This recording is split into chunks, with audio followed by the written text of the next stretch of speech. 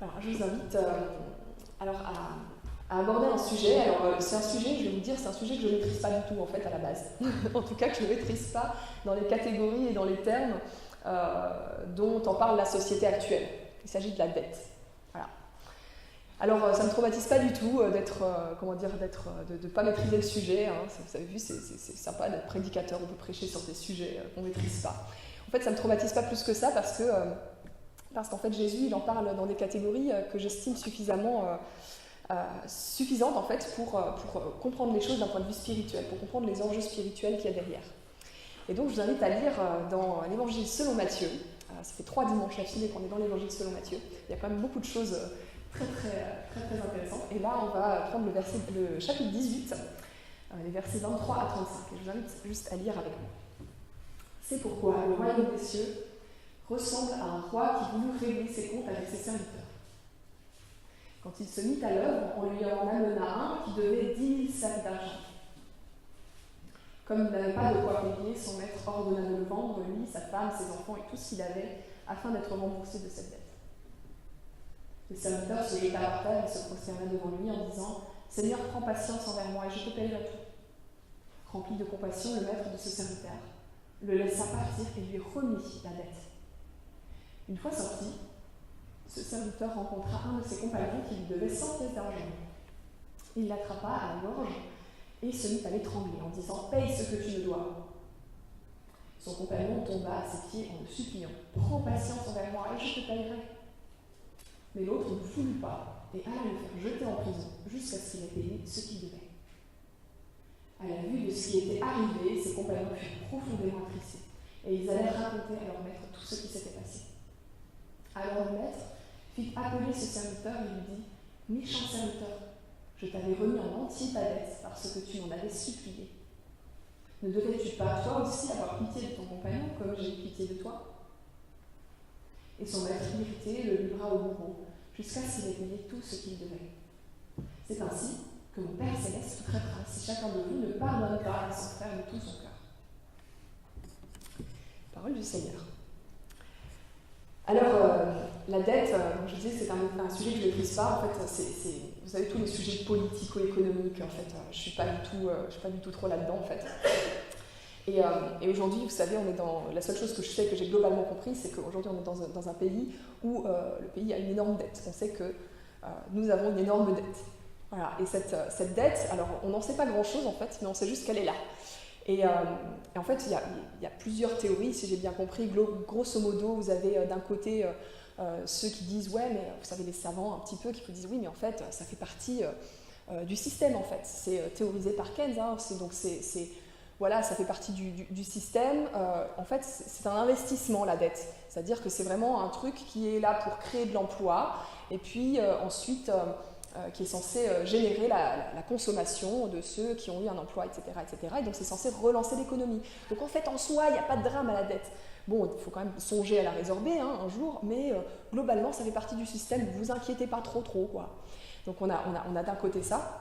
Et puis, de l'autre côté, on a des théories un petit peu plus coup de poing qui disent « Ouais, mais de toute façon, tout ça, c'est du flan. Les dettes, c'est du flan. C'est grosso modo un accord des puissants avec les banques. Regardez, allez dire aux banques de se faire voir et du jour au lendemain, le problème de la dette est réglé. » Donc vous voyez, on a d'un côté, on va dire, c'est un peu caricatural, mais une théorie des sachants et de l'autre côté une théorie plus complotiste où tout serait réglé très très facilement par une décision de tous, etc.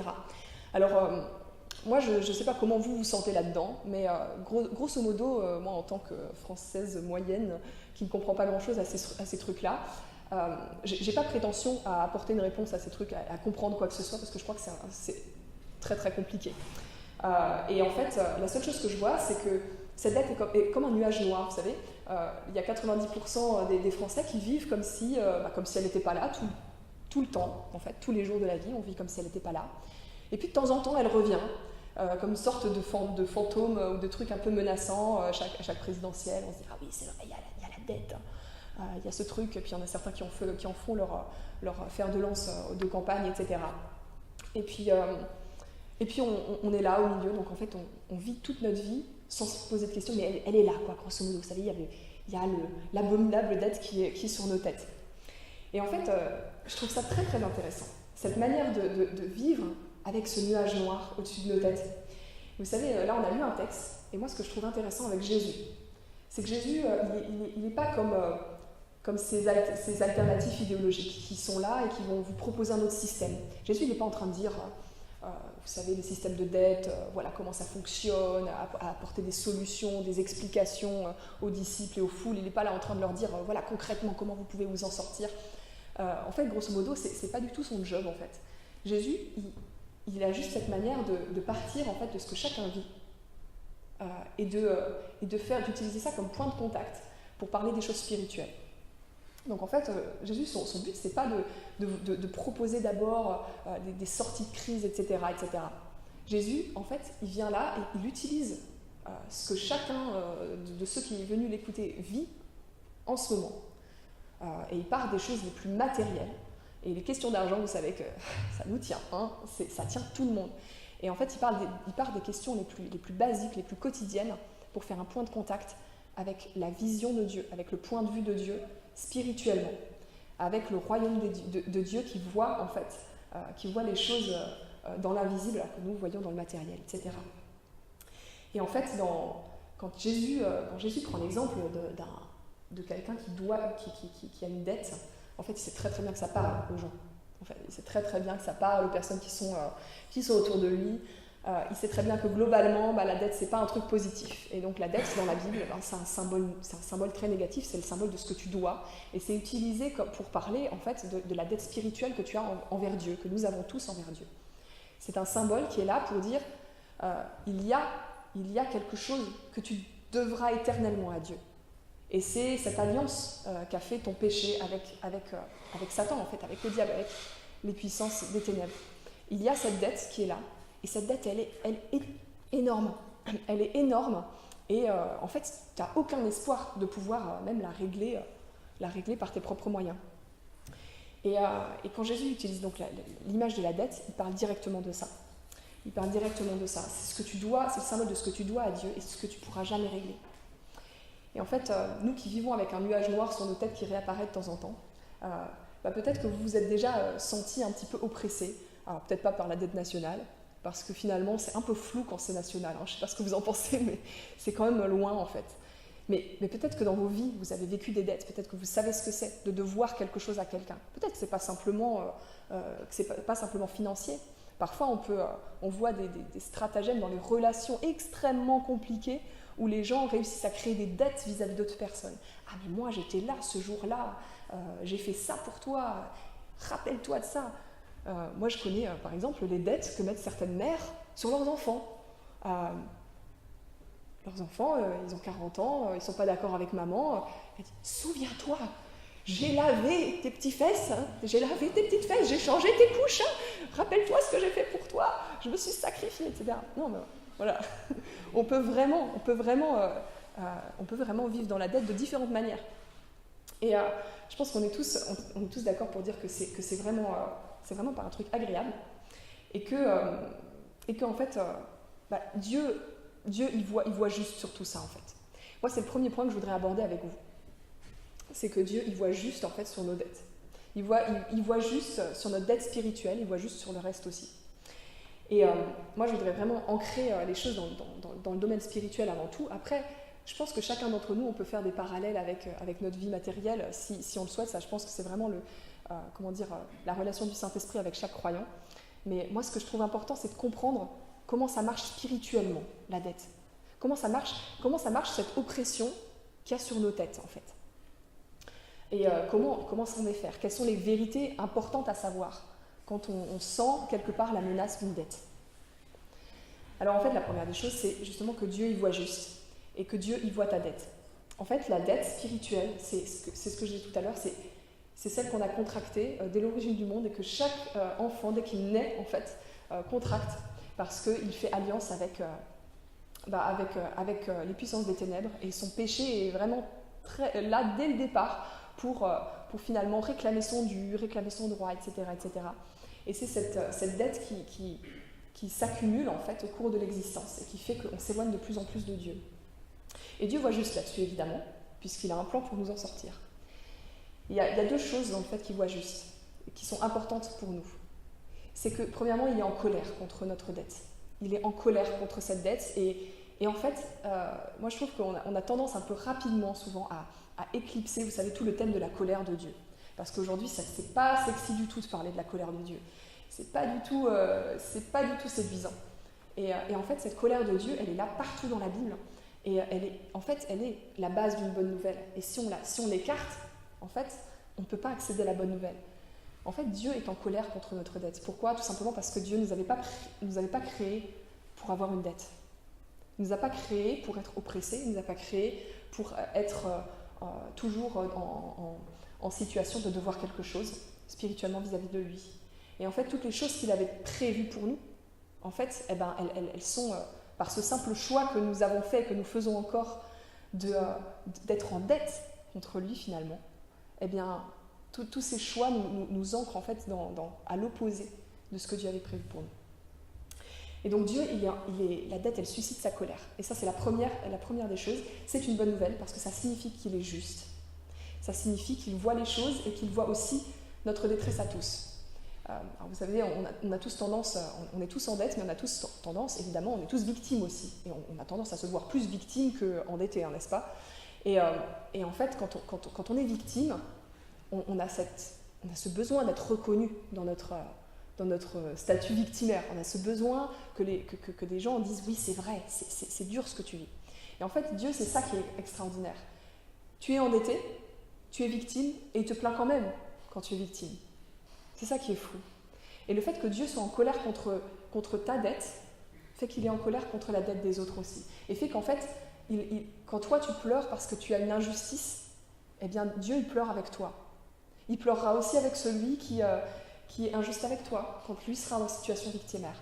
Et ça, c'est absolument dingue en fait. Dieu est en colère contre la dette, et en fait c'est une bonne nouvelle, parce qu'en fait ça veut dire qu'il pleure sur toutes les situations de dette qui peuvent exister dans ce monde. Sur toutes les situations de dette qui sont sur la tête de tous ses enfants, en fait. Et ça, c'est une super nouvelle. Dieu est en colère contre la dette. Et en fait, la deuxième des choses, dans le fait que Dieu voit juste, c'est qu'il ne supporte pas, en fait, que cette dette suscite ton esclavage. Parce que la dette suscite un esclavage. Et en fait, ça, c'est la chose peut-être la plus évidente pour nous. En fait... je ne sais pas qui se retrouve vraiment dans ce que je dis là, dans le fait d'avoir été en dette. Mais grosso modo, si on a été en dette, on sait ce que c'est de se réveiller la nuit en sueur, avec le cœur qui bat, avec le rappel de « ah oui, c'est vrai, la vraie vie, c'est pas la plage sur laquelle j'étais cette nuit dans mon rêve. La vraie vie, c'est un tel qui attend que je lui donne ce que je lui dois. » Et vous savez, il y a cette blague qui est peut-être que vous connaissez, mais je prends le risque. Vous savez, c'est dans un univers juif, parce que bon, les a priori font que.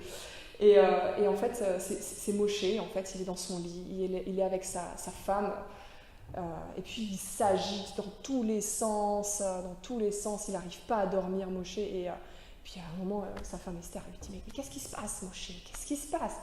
Il dit « mais je dois une grosse somme d'argent à Shlomo, à mon voisin, là, et j'ai pas le premier centime. » Elle dit « ok ». Elle ouvre la fenêtre, elle crie en pleine nuit, elle dit « Shlomo ! Shlomo !» Et puis Shlomo dit « qu'est-ce qu'il y a ?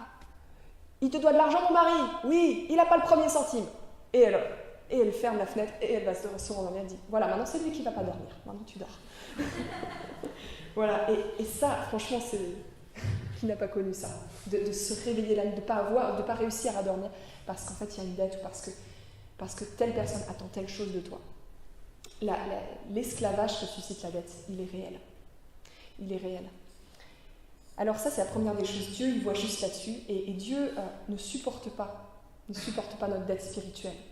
Il ne supporte pas que nous soyons coincés dans notre injustice vis-à-vis de lui. Il ne supporte pas que nous soyons coincés dans les mauvais choix que nous avons faits, de nous éloigner de lui, de ne pas être en relation avec lui, et d'être tout simplement, des pécheurs devant lui. Dieu ne supporte pas ça. Dieu ne supporte pas ça parce que tout simplement son royaume ne supporte pas l'injustice, ne supporte pas la dette, mais aussi parce qu'il a réellement compassion de l'esclavage que tu vis. Il a réellement compassion de ça et il veut réellement nous en sortir. Alors, la deuxième des choses, c'est que la dette, ça suscite la pitié de Dieu. Et c'est là qu'on aborde le texte qu'on a lu tout à l'heure. La pitié de Dieu. En fait, la pitié de Dieu, elle nous offre une expérience que nous n'avions jamais faite. Elle nous offre une expérience qui est profondément, en tout cas, elle n'est pas naturelle pour nous. Si on l'a fait, c'est dans des circonstances bien précises. Mais la vraie pitié, la vraie miséricorde, nous n'en avions pas l'expérience. Et Dieu nous offre cette expérience à partir du moment où il se dévoile dans nos vies, où il se révèle dans nos vies, et où il dit « Je paye ta dette ». Vous voyez ce monsieur-là, en fait, dont on a suivi l'histoire, qui va vers son maître et qui lui doit 10 000, une somme astronomique, vraiment qui représente cette dette spirituelle que nous ne pourrons jamais payer. Vous voyez ce monsieur-là, il est sous esclavage, il est certainement largement responsable de la situation dans laquelle il est. Mais en fait, le maître, il ne lui donne pas simplement un délai, il ne lui dit pas simplement « Ok, va, fais comme tu as dit, reviens plus tard et paye-moi la dette ensuite », il lui remet totalement sa dette. Et en fait, ce qui est incroyable, c'est que, vous savez, nous, quand on a un problème, en fait, on focalise le problème. Vous êtes d'accord ? On regarde que le problème. À tel point que si le problème prend de l'ampleur, au bout d'un moment, on a l'impression qu'on n'existe plus derrière le problème. On a l'impression que notre personne a fondu derrière le problème. Vous voyez, est-ce que vous voyez de quelle expérience je parle ou pas ? On a l'impression que le problème a pris tellement d'importance que nous sommes le problème. Nous sommes le problème. Il nous a absorbés. Et en fait, la pitié de Dieu, la miséricorde de Dieu, c'est quelque chose qui vient renverser ça. Et on dit souvent, de manière un petit peu accusatrice, vis-à-vis de la société, ouais, on est dans un système occidental où l'argent est premier, où l'humain n'est pas mis au centre. Mes frères et sœurs, nous sommes les premiers à ne pas voir l'humain. Nous sommes les premiers à ne pas le voir, en fait. Chaque personne qui dit que l'autre ne voit pas l'humain ne voit pas elle-même l'humain. Et à commencer par nous-mêmes. Si nous croyons que nous sommes... si nous avons une dette et que nous croyons que cette dette nous caractérise, elle caractérise notre valeur, elle caractérise notre vie, elle caractérise nos relations, elle caractérise même notre droit de vivre. Je connais des gens, combien de gens endettés ont mis fin à leur jour. Si on croit ça, comment est-ce que vous voulez qu'on ait un regard juste sur notre prochain ? C'est impossible. C'est impossible.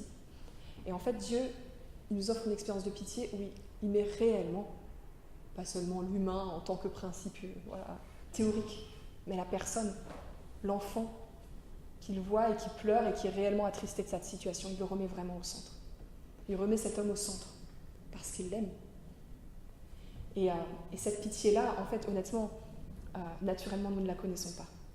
Naturellement, nous ne la connaissons pas, parce que combien de fois, alors que nous-mêmes, nous étions dans une situation injuste, nous avons vu l'injustice de l'autre. Combien de fois nous avons mis le problème de l'autre devant sa personne ? Combien de fois on a été similaire à ça ? Vous voyez, la pitié de Dieu, elle est une expérience absolument incroyable. Elle est une expérience que nous n'avons pas fait. Nous blâmons les autres sans pitié. Nous blâmons les autres sans pitié et nous nous blâmons nous-mêmes sans pitié, en fait. Et ça commence par là.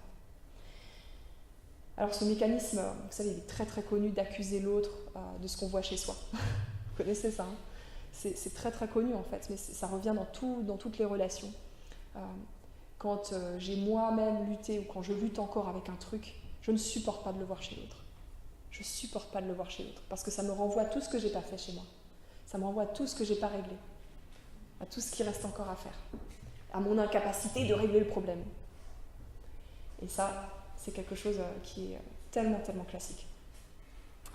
Alors la pitié de Dieu, elle doit susciter en fait la reconnaissance. Et là, on est à la deuxième partie de ce texte. Elle doit susciter la reconnaissance. Et c'est toute cette partie en fait que le serviteur dit impitoyable n'a pas eu en allant chercher son frère qui lui devait quelque chose. Notre reconnaissance, c'est pour ça que j'ai commencé à prier par là, parce qu'en fait, tout se base dans notre reconnaissance. Si nous sommes reconnaissants de ce que Dieu a fait envers nous, reconnaissant, ça veut dire reconnaître, ça veut dire aussi, il y a aussi connaître dans ce verbe-là.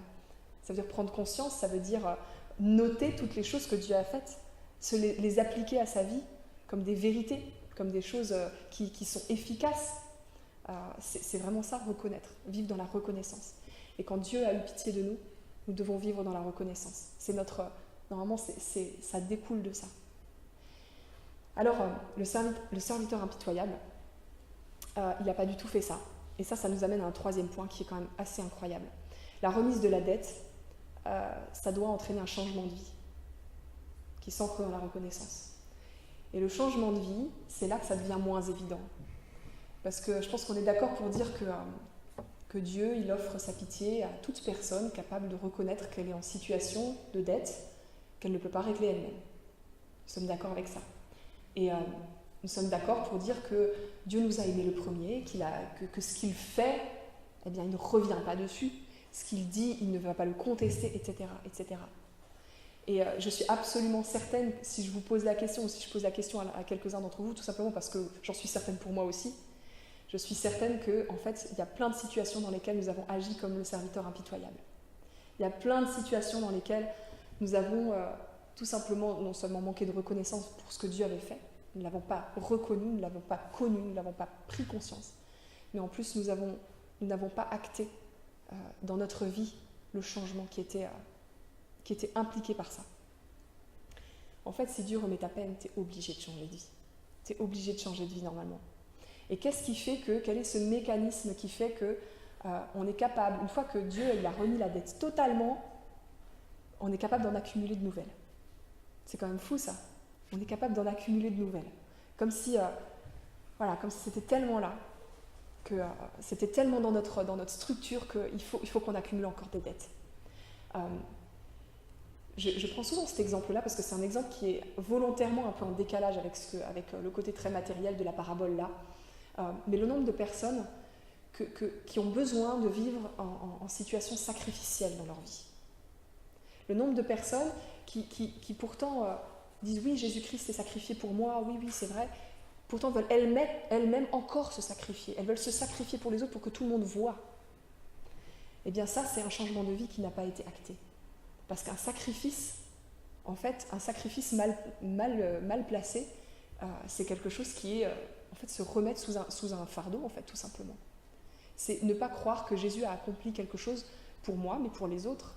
C'est vouloir être le sauveur d'autres personnes plutôt que ce soit Jésus, etc., etc. C'est un exemple que je prends souvent, mais qui est quand même très, très parlant. Et le serviteur impitoyable, moi, ce que je voudrais juste qu'on analyse ensemble, c'est comment ça se fait.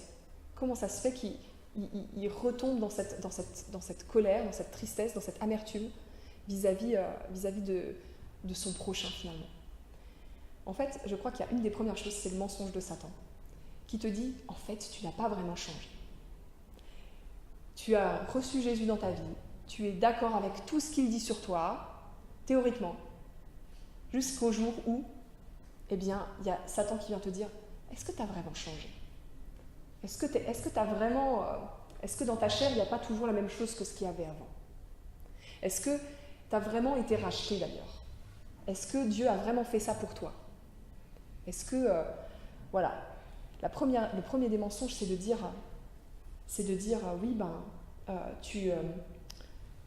tu n'as pas vraiment changé. Tu n'as pas vraiment changé. C'est-à-dire que comme si, en fait, le truc était théorique, mais finalement, ça t'oriente vers ta vie éternelle, mais pas vers ta vie d'aujourd'hui. Donc en fait, aujourd'hui, tu ne peux pas, tu ne peux pas tirer tous les bénéfices de ce que Jésus a fait pour toi. Ça, c'est un des premiers mensonges. C'est extraordinairement destructeur. Parce qu'en fait, vous savez, on dit qu'en fait, quand on a reçu Jésus, on a comme une nouvelle vie qui commence. On a une nouvelle vie qui commence. Et évidemment, nous sommes toujours avec la même chair, avec les mêmes pensées, nous avons la mémoire, nous avons les souvenirs, nous avons les émotions. Toutes ces choses-là sont encore là. Toutes ces choses qui ont marqué notre vie sont encore là. Donc on est capable de fonctionner, évidemment, comme on l'a fait avant. Mais le fait de dire et de croire que nous sommes exactement comme avant, c'est le premier des mensonges de Satan qui fait que nous sommes capables d'agir effectivement dans la durée et de reproduire, de réaccumuler une dette.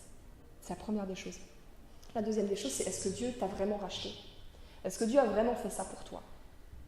Vous avez vu ce serviteur impitoyable là, ce serviteur qui va vers son frère et qui va le pressurer, l'étrangler, tout ça. En fait, on a l'impression que, c'est bizarre, mais il est tellement hargneux, en fait, il agit exactement comme s'il avait encore la dette sur ses épaules. Il va voir l'autre, tu m'as pas payé ce que tu me dois. C'est comme s'il était pressuré par la dette que lui devait encore payer. Vous avez remarqué ça? C'est quand même bizarre. Parce que moi, si on me remet de la dette, je me dis, ouf, c'est bon, j'ai les épaules légères. Mais en fait, non, il y a un mécanisme qui fait que, en fait, on a du mal à le croire. On a du mal à le croire, quoi. Et c'est comme si elle était encore là, cette dette. C'est comme si elle était encore... c'est comme si le lendemain, finalement, le maître, il allait revenir sur sa décision et il allait quand même te demander ses sacs d'argent. C'est comme si Dieu, il allait finalement quand même, après avoir envoyé Jésus-Christ, il va te dire « Ah ben non, finalement, désolé, on va revenir selon la première alliance. Allez, on va remettre la loi en place et vous allez recommencer à ne pas manger du porc. » Voilà. Non, c'est juste pas possible. Ça, c'est un mensonge de Satan extrêmement puissant. Et c'est ça qui fait qu'on accumule de nouvelles dettes. Croire qu'on est encore comme avant et croire que Dieu n'a pas vraiment remis sa dette.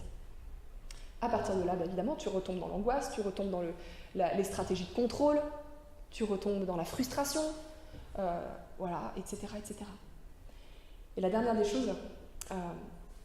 choses qui fait qu'on accumule de nouvelles dettes, c'est qu'on est focalisé de nouveau sur la dette de l'autre, plutôt que d'être ancré dans qui nous sommes. Et ça, c'est extraordinairement puissant aussi. Tout ça est très très relié évidemment. Mais le fait de regarder en fait ce que l'autre fait, ce que l'autre ne fait pas, ce que l'autre a, ce que l'autre n'a pas, ce que l'autre est en capacité, les capacités de l'autre ou les capacités qu'il n'a pas, de regarder ça au lieu de rester ancré dans qui nous sommes, dans qui Dieu dit que nous sommes.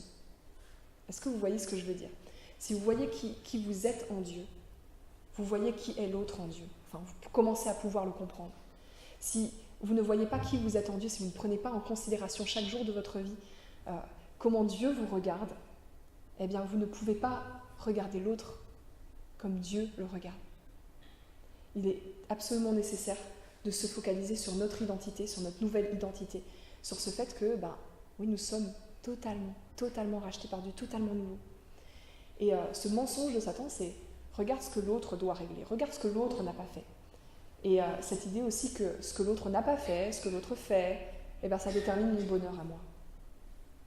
Ça, c'est quand même c'est un truc de fou, en fait. Penser que finalement, mon bonheur dépend de ma capacité à me faire respecter dans mon boulot, de ma capacité à me faire obéir par mes enfants, de ma capacité à garder un époux ou une épouse fidèle, etc., etc. On peut multiplier les choses. De réussir à gagner le cœur de tel ami qui se trompe sur tel sujet. Si on estime que ces choses-là font notre bonheur, nous sommes en train de porter notre regard sur des choses qui sont le fruit en fait, de la vie d'une autre personne plutôt que sur cette personne. Et c'est parce que nous n'avons nous-mêmes pas compris que nous n'étions pas ancrés dans notre propre identité d'enfant racheté. Notre bonheur en fait dépend uniquement de ce que Dieu a dit sur nous. Notre bonheur dépend uniquement de ce que Dieu a dit que nous étions en capacité de faire selon lui et en Christ.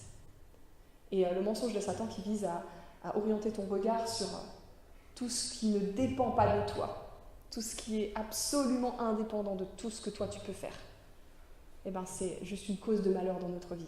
Et c'est ce qui accumule de nouvelles dettes. C'est ce qui crée de nouvelles dettes. Alors, frères et sœurs, je vais juste m'arrêter là, mais tout ça pour dire que nous avons cette capacité à nous décentrer, alors que Dieu a voulu, en nous rachetant, nous recentrer. Et je ne sais pas où on en est chacun, les uns et les autres, quelles sont les situations de dette que vous pouvez vivre. Est-ce qu'elles sont matérielles? Est-ce qu'elles sont spirituelles? Est-ce qu'elles sont affectives, relationnelles, etc., etc.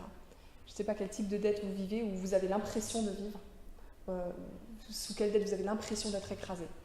Mais en fait, moi je crois que Dieu nous dit profondément, ok, regarde maintenant toutes les dettes que moi j'ai remises. Et considère ensuite ta vie à la lumière de ça. Considère maintenant ta vie à la lumière de la dette que moi je t'ai remise.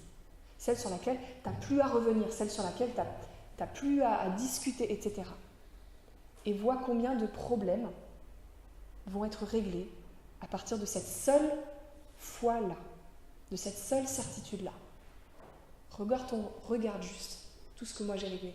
Et regarde si, en fait, tu n'étais pas en train de tourner en pensée circulaire sur un truc qu'en fait, toi, tu peux juste pas régler. qui est en fait juste pas sous tes capacités à toi, qui en fait ne dépend pas de toi. Regarde à la lumière de la dette que moi je t'ai remise, si en fait j'attends pas juste carrément autre chose de toi que d'aller résoudre telle dette, je ne sais pas envers qui, etc., etc. Voilà, je vous invite à prier et à ce qu'on fasse cet exercice chacun pour soi, de se demander à la lumière de la dette que Dieu nous a remise, ce que nous devons changer dans notre vie ou acter dans notre vie. Oui, Père éternel, d'abord nous voulons te remercier. Nous voulons te remercier parce que ce que tu dis est vrai et parce que ce que tu commences, tu l'accomplis. Alors ça pourrait paraître que des mots, tout ça, mais en fait, Seigneur, si Jésus le répète et le répète de différentes manières, à travers différentes paraboles, eh bien, c'est que c'est une vérité qui est absolument nécessaire à notre vie, à notre survie de chrétiens même. Donc, nous voulons vraiment te remercier pour ça. Et nous voulons demander ton Saint-Esprit pour analyser tous les terrains où nous échappons à ton regard, où nous échappons à la conscience de tout ce que tu as fait dans nos vies, sur notre identité, tout le travail que tu as opéré, en prenant totalement le poids de notre péché. Oui Seigneur, nous te demandons ça parce que le fait est que dans nos vies, il y a plein de fois où nous expérimentons l'amertume, il y a plein de fois où nous expérimentons l'angoisse, il y a plein de fois où on ne dort pas la nuit parce qu'on est sous tel ou tel esprit de contrôle sur une situation que nous ne maîtrisons pas. Il y a plein de fois où on vit ça. Mais Seigneur, on ne veut juste pas que ça détermine notre vie et on veut que si une dette est en train de prendre de l'emprise dans notre vie, eh bien, elle soit résolue. Non pas par notre capacité, mais par ta seigneurie sur les choses. Oui, Père, nous te remercions d'avoir envoyé Jésus-Christ pour résorber toutes nos dettes spirituelles et pour nous placer en ligne directe de communication avec toi. C'est pour ça que nous pouvons te prier, c'est pour ça que tu réponds, c'est pour ça que nous pouvons converser avec toi. C'est pour ça que nous pouvons même avoir ta vision et ta sagesse sur certaines choses. Et Seigneur, c'est pour ça que nous pouvons prier cette prière de Jésus qui dit « Pardonne-nous nos offenses, comme nous pardonnons aussi à ceux qui nous ont offensés. » Merci pour tout ce que tu as opéré. Au nom puissant de Jésus-Christ. Amen.